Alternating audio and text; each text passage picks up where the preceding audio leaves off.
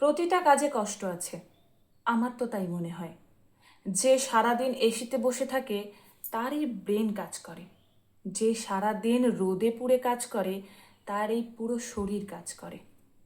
কষ্ট কিন্তু একই, কারোর মাথায় প্রেশার পড়ে, কারোর শরীরে প্রেশার পড়ে।